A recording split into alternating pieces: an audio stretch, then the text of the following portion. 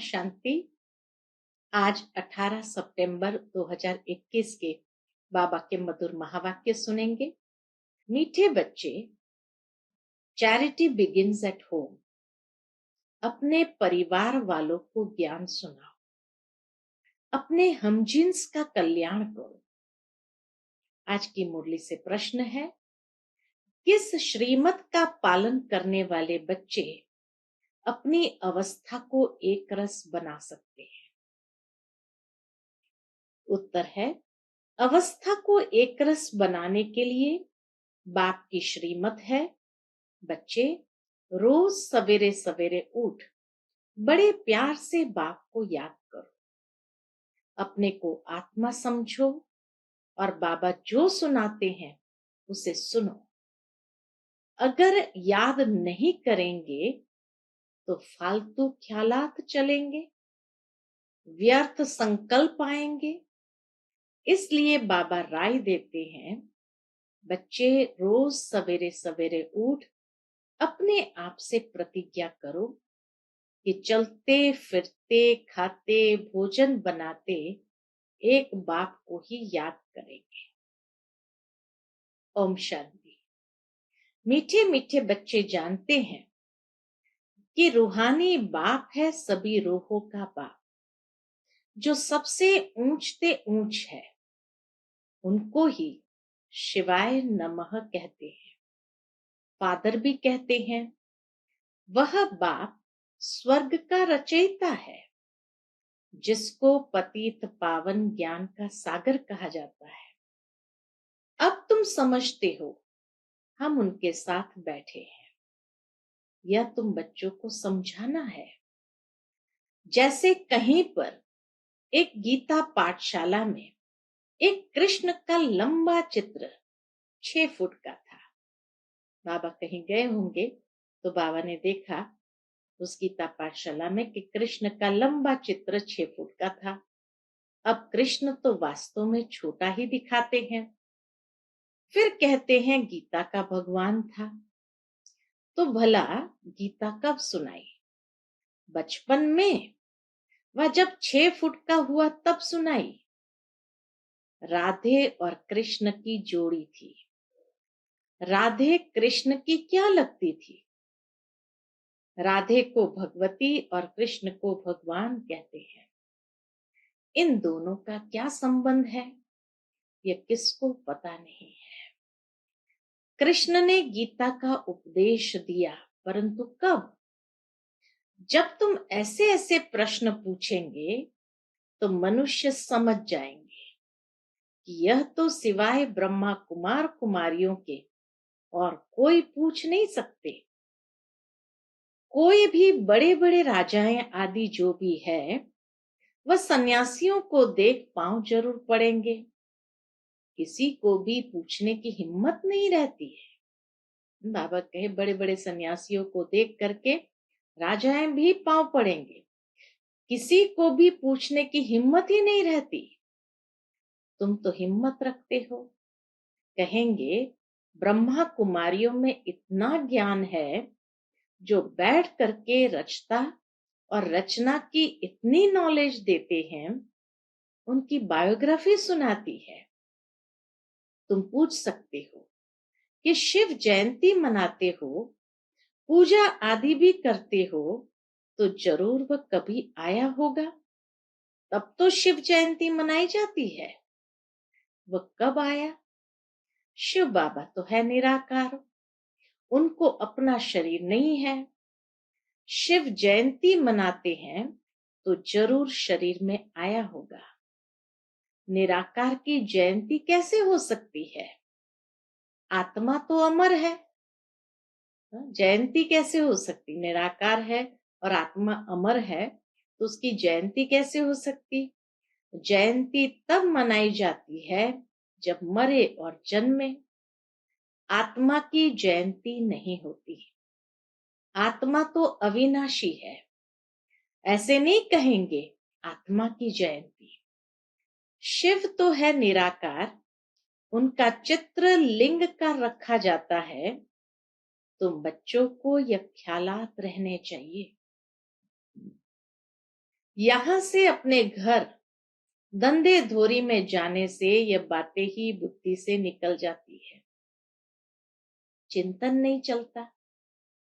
क्यों निकल जाती? क्योंकि बाबा के चिंतन नहीं चलता। गुरुओं आदि की जंजीरों में भी बहुत फंसे हुए हैं, बात मत पूछो। अबलाएं बहुत भोली होती है ना, तुम उनसे पूछ सकती हो, शिव जयंती मनाई जाती है, परंतु वह है कौन? उसने क्या आकर किया और कब आया? जयंती माना ही बर्थ, निराकार शिव का बर्थ मनाया। वह निराकार है तो उसका फिर बर्थ कैसे मनाया जाता है? किसमें आया? हाँ, कैसे बाबा युक्ति से बताते हैं कि कैसे उनको सवाल पूछते पूछते वास्तविकता तक ले जाना है। तो किस में आया? आत्मा शरीर में जाती है तब कहा जाता है बर्थ या जन्म हो गया। आत्मा तो आत्मा ही है, शरीर में प्रवेश करती है तो कहेंगे आत्मा ने शरीर लिया है, पाठ बजाने लिए। वह तो है निराकार।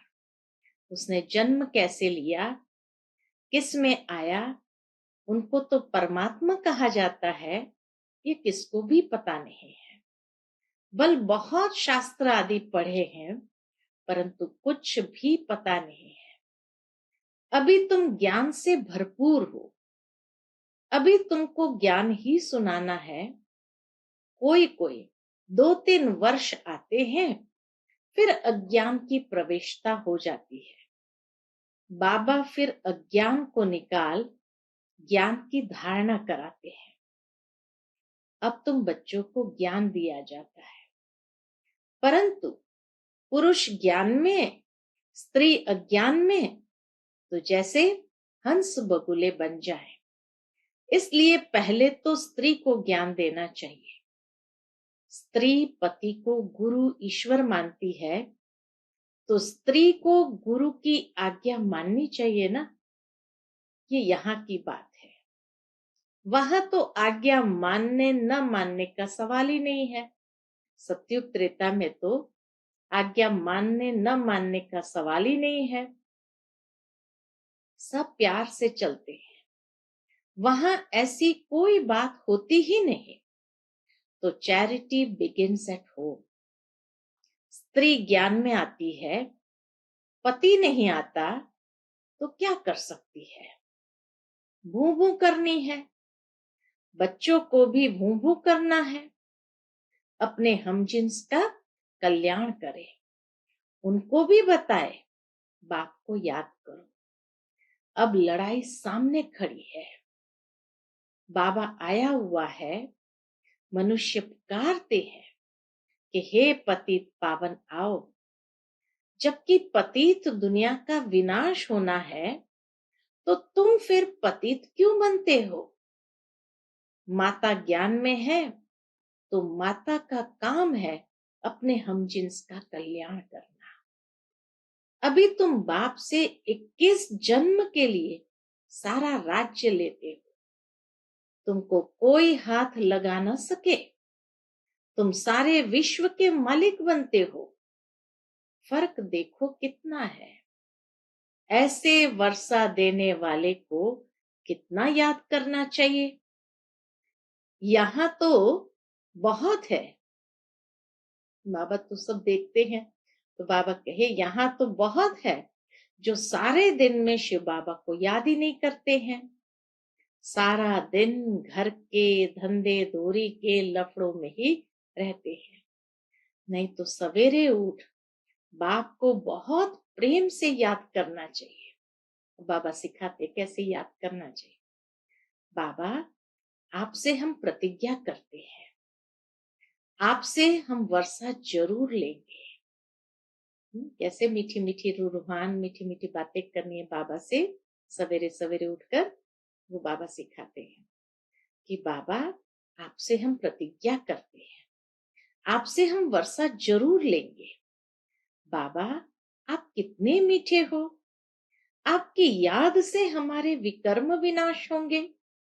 अंदर में अपने से बात करना, उसको विचार सागर मंथन करना कहा जाता है। बाबा, आपसे हम पूरा वर्षा लेकर ही छोड़ेंगे। अब हमको तमो प्रधान से सतो प्रधान जरूर बनना है, तब ही सतयुगी राज्य पाएंगे। बाबा, आपको हम निरंतर याद करेंगे। 63 जन्मों में हमने कितने पाप किए हैं, कितना सिर पर बोझा है। इसलिए बाबा, हम आपको बहुत याद करते हैं। बाबा, हम खाना पकाएंगे, घूमने जाएंगे, तो भी आपकी याद में रहेंगे। ऐसे ऐसे बातें करते प्रतिज्ञा करेंगे तो विकर्म विनाश होते जाएंगे। बाबा, हम भोजन बनाएंगे आपकी याद में। हमको सतो प्रधान जरूर बनना है। पता नहीं कल शरीर छूट जाए तो हम सतो प्रधान बनेंगे ही नहीं। मौत का डर है ना। बाबा, हम जीते जी आपसे वर्षा जरूर लेंगे। बाबा कहे ऐसी मीठी मीठी बातें करिए। बाबा, हम जीते जी आपसे वर्षा जरूर लेंगे। फिर देखना चाहिए कि आज के सारे दिन में हमने कितना याद किया।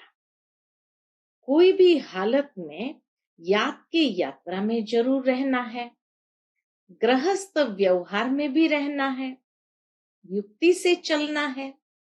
ऐसे ऐसे तीव्र वेग से पुरुषार्थ में लग जाए तो याद भी रहेगी और आयु भी बढ़ेगी। भविष्य में तुम्हारी आयु बढ़ेगी।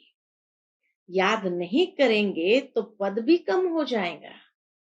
पुरुषार्थ कर बाप से वर्षा तो लेना है ना, और स्वदर्शन चक्रधारी बनना है। जैसे हिंदुओं को क्रिश्चियन बनाने के लिए नन्स बहुत फिरती रहती है, घरों में दुकानों में जाती है, सबको कहती है बाइबल लो, यह लो, हमारे क्रिश्चियन धर्म में बहुत सुख है। उन्हों की भी मिशन है, बौद्धियों की भी मिशन है। हिंदू लोग ये नहीं समझते कि ये क्या करते हैं। हमारे हिंदू धर्म वालों को क्रिश्चियन बनाते रहते हैं। तुम कितना प्रदर्शनी में समझाते हो, भल ओपिनियन भी लिख कर देते हैं, घर में गए खलास। इसके लिए गाया हुआ है, बंदरों के आगे रत्न रखो तो वह पत्थर समझ फेंक देंगे। तो यह भी अविनाशी ज्ञान रत्न पत्थर समझ फेंक देते हैं। यह भी कुछ समझते नहीं। हाँ, जो इस धर्म वाले होंगे उन्हों को ही टच होगा। बात बहुत सहज है। बाप स्वर्ग का रचयिता है। बाप भारत में आते भी एक ही बार है। बाप भारत में आते भी एक ही बार है। बाप कहते हैं, तुम मुझ पतित पावन बाप को बुलाते आए हो, अब मैं आया हूं तुमको स्वर्ग का मालिक बनाने। तुम कहते भी हो हम इस भ्रष्टाचारी सृष्टि को श्रेष्ठाचारी बनाकर ही छोड़ेंगे। अभी तो सब नरकवासी है। तुम अभी शिव बाबा की श्रीमत पर हो। शिव भगवान वाच, मैं तुमको स्वर्ग का मालिक, राजाओं का राजा बनाता हूं। गीता में बड़ा अच्छा लिखा हुआ है। कहते हैं, मैं इन साधुओं का भी उद्धार करने आता हूं। परित्राणाय साधुनाम, तो इसमें कहा गया है कि मैं इन साधुओं का भी उद्धार करने आता हूं। तो यह उन्हों को भी सुनाना चाहिए ना। पुकारते भी है, पतित पावन सीताओं के राम। अब इसका अर्थ भी समझते नहीं। सब है भक्तियां अथवा सीताएं, सब पुकारती है, हे राम आकर हम सीताओं का उद्धार करो। फिर कहते हैं, रघुपति राघव राजा राम। वास्तव में राजा राम की बात नहीं, मुख्य भूल है यह जो शिव के बदले श्री कृष्ण का नाम डाल दिया। बाबा कहे मुख्य भूल है ये यह जो गीता में शिव के बदले श्री कृष्ण का नाम डाल दिया है। पूछना चाहिए कृष्ण व राम को काला क्यों दिखाया है? सतयुग त्रेता में है ही सुंदर, फिर श्याम होते हैं। पहले है गोल्डन एज, सिल्वर एज, फिर कॉपर, आयरन एज। इस समय है आयरन एज। गोल्डन एज थी तो कितना मान था, तो युक्ति से जाकर समझाना चाहिए। वह कोई इतना जल्दी अपना हठ नहीं छोड़ेंगे, क्योंकि उनके पास भी तो शास्त्रों का ज्ञान है। तो बाबा कहे वह कोई इतना जल्दी अपना हठ नहीं छोड़ेंगे। झाड़ की आयु बड़ी होती है तो झाड़ जड़जड़ीभूत अवस्था को पाता है। आयु तो इस दुनिया की भी है ना, नई दुनिया और पुरानी दुनिया। ओल्ड माना कलयुग, तमो प्रधान दुनिया। इसमें एक भी सतो प्रधान हो नहीं सकता। अब तमो प्रधान को खलास होना है। नई दुनिया कौन स्थापन करेंगे? वही बाप। ऐसे नहीं कि प्रलय होती है। बाप को पुकारते ही तब है जब पतित हो जाते हैं। फिर कहते हैं आकर पावन बनाओ। आएंगे तो जरूर पुरानी दुनिया में। पतित पावन कहते हैं तो जरूर अंत में ही आएंगे। खुद कहते हैं मैं कल्प कल्प कल्प के संगम युगे आता हूं, इसलिए पावन दुनिया बनाने। अभी है संगम, अभी बाप सबको सदगति में ले जाते हैं। तो ऐसे बाप की श्रीमत पर चलना चाहिए ना। अपनी अवस्था को जमाना है, अपनी अवस्था को बहुत सुंदर बनाना है। सवेरे उठकर बाप को याद करना चाहिए। आज तो बाबा ने कितना सुंदर सिखाया कि कैसे बाबा से रूहान करना चाहिए। अपने को आत्मा समझना है, ये शरीर के ऑर्गन्स है। बाप कहते हैं हे बच्चों, मैं तुमको जो सुनाता हूं वह सुनो। मुक्ति जीवन मुक्ति के लिए और कोई की बात नहीं सुनो, और कोई की बात नहीं सुनो। परम धाम से बाप आए हैं पावन बनाने, फिर तुम पुराने शास्त्रों को क्यों याद करते हो? भक्ति करते ही इसलिए हो कि भगवान मिलेगा। वह तो सर्व का सदगति दाता बाप है ना। बाप के सिवाय यह नॉलेज कोई दे न सके। इन लक्ष्मी नारायण को भी यह राज्य कैसे मिला? बाबा के ऐसे ऐसे प्रश्नावली निकाल करके पूछना चाहिए। आत्मा के लिए कहते हैं वह बिंदी है, चमकता है अजब सितारा। बाप समझाते हैं तुम मुझे कहते हो परमात्मा सुप्रीम सोल। लौकिक बाप को कभी परमात्मा कहेंगे क्या? परमात्मा जो परम धाम में रहते हैं उनको कहते हैं सुप्रीम सोल। वह तुम्हारा बाप है, वह आकर इसमें प्रवेश करेंगे। गुरु शिष्य के बाजू में बैठेगा ना। यह बातें कोई शास्त्र में नहीं है। अभी तुम जानते हो वह हमारा बाप है। 5000 वर्ष पहले भी बाप ने योग सिखलाया था कि मुझे याद करो और विष्णुपुरी को याद करो, तो जरूर संगम में ही कहेंगे। ये बातें जरूर संगम पर ही कहेंगे। सतयुग में था एक धर्म, तो जरूर फिर एक धर्म होगा ना। इतने सब धर्म विनाश हो जाएंगे। ये टाइम वही है। बाप कहते हैं मुझे याद करो तो मैं तुमको विश्व का मालिक बनाऊंगा। कितनी बार बाबा ने कहा आज की मुरली में, मुझे याद करो तो मैं तुमको विश्व का मालिक बनाऊंगा।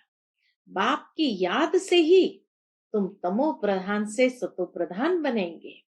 बाप कहते हैं जो बच्चे अच्छी सर्विस करते हैं मैं उनको याद करता हूँ। जो बच्चे अच्छी सर्विस करते तो बाबा भी उन बच्चों को याद करते हैं, क्योंकि मेरे मददगार है, बहुतों का कल्याण करते हैं, तो वह मुझे प्यारे लगते हैं। तुमको तो एक बाप ही प्यारा लगता है। बाबा कहे तुमको तो एक बाप ही प्यारा लगता है जिससे वर्षा मिलता है, इसलिए तुम बच्चों को अच्छी रीति पुरुषार्थ करना पड़े। याद की यात्रा में रहना है। बहुत फालतू ख्यालात भी आएंगे। भक्ति मार्ग में अपने को मारते भी है, कई लोग अपने को मारते भी है। हमको शिव का दर्शन हो, बहुत मेहनत करते हैं दर्शन के लिए। यहाँ तुम समझते हो बाप की याद से पाप कट जाएंगे और 21 जन्मों के लिए वर्षा मिलेगा। दर्शन होने से कोई पाप नहीं कट जाते। बाप जो विश्व का मालिक बनाते हैं उनको तो बहुत प्रेम से याद करना चाहिए। अभी तुम्हारी बुद्धि में है कि हम क्या बन रहे हैं, दूसरे जन्म में हम यह जाकर बनेंगे। ये कॉलेज ही है सतयुग का प्रिंस प्रिंसेस बनने का। बाप आकर धर्म के साथ डीटी किंगडम भी स्थापन करते हैं।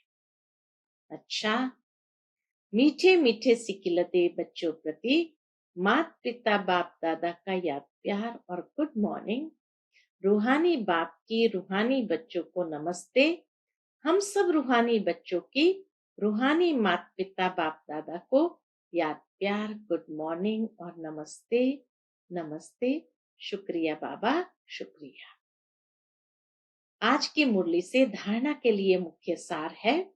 पहली पॉइंट, बाप ने मुक्ति जीवन मुक्ति के लिए जो भी ज्ञान की बातें सुनाई है वही सुननी और धारण करनी है, बाकी सब भूल जाना है। अपना और अपने लौकिक परिवार का कल्याण करना है। दूसरी पॉइंट, व्यर्थ ख्यालातों को समाप्त करने के लिए सवेरे सवेरे उठ विचार सागर मंथन करना है। याद की यात्रा में लगे रहना है। आज का मधुर वरदान हम बच्चों के प्रति बाबा का है। तीनों कालों को सामने रख हर कार्य में सफल होने वाले सदा विजयी भव। तीनों कालों को सामने रख हर कार्य में सफल होने वाले सदा विजयी भव।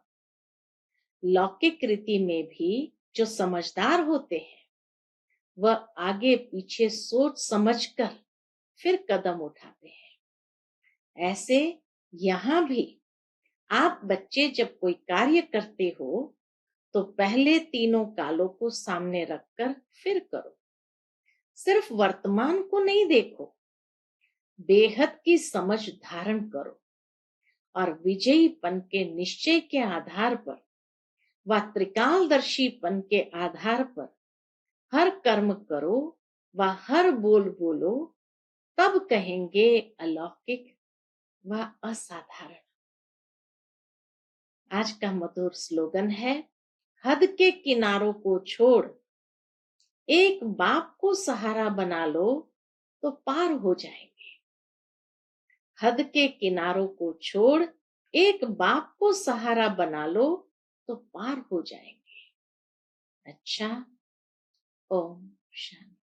To watch Peace of Mind channel videos on YouTube, subscribe us on youtube.com/tvpeaceofmind. Just a click for a peaceful life.